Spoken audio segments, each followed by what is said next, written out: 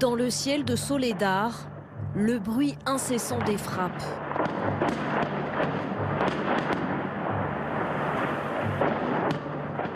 Hélicoptères et blindés visent les positions ennemies.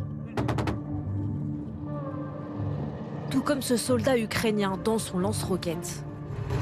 Feu!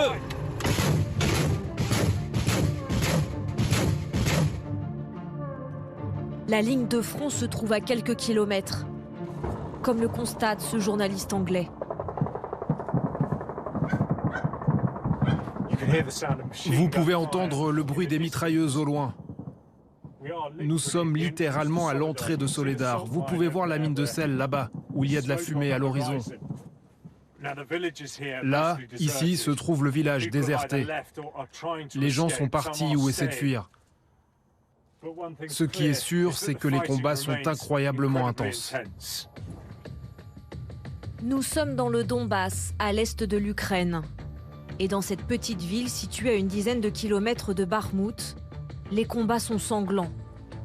Les Russes sont prêts à tout pour s'emparer de Soledar, désormais complètement détruite.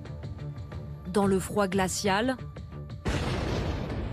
les soldats russes et ukrainiens s'affrontent brutalement dans la ville et dans les champs alentours.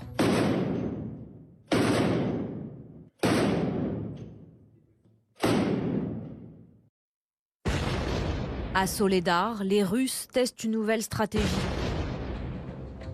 Des vagues d'assaut successives sur les positions ukrainiennes. Les soldats de Kiev se retrouvent submergés par ces attaques incessantes. Ils nous bombardent d'abord à coups d'obus de mortier. Puis vers 5 ou 6 heures du matin, ils commencent à entrer au moment où on se lève. Avant, ils attaquaient avec des groupes de 4-5 soldats, mais maintenant, ils sont plutôt 7-8. Dans les deux camps, les pertes humaines sont considérables. Impossible à chiffrer précisément, mais Kiev évoque jusqu'à 15 000 morts côté russe. Alors pourquoi Soledar est-elle devenue le théâtre le plus sanglant de la guerre? Que viennent chercher les Russes? Et plus précisément les mercenaires Wagner, des anciens prisonniers sacrifiés sur le champ de bataille. Soledar, en russe et en ukrainien, cela veut dire don du sel. Cette petite ville d'à peine 12 000 habitants, elle est effectivement connue depuis la fin du 19e siècle pour son extraction de sel. Pour une milice privée, une société comme celle de Wagner, qui a déjà l'habitude de se payer sur le dos des contractuels, je dirais, elle a l'habitude, cette société, eh bien, de se payer sur les ressources naturelles.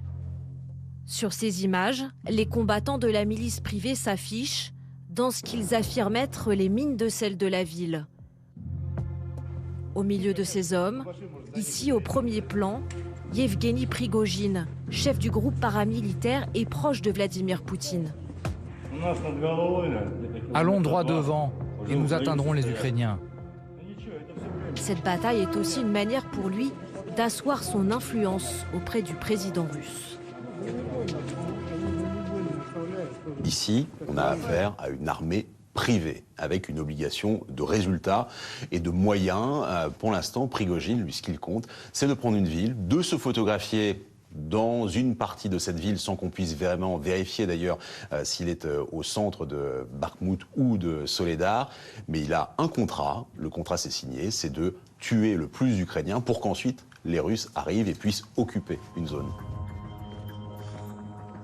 Sur ces images diffusées à la télévision russe, les mercenaires Wagner brandissent leur drapeau en haut d'un immeuble, comme signe de victoire. Alors Soledar est-elle tombée?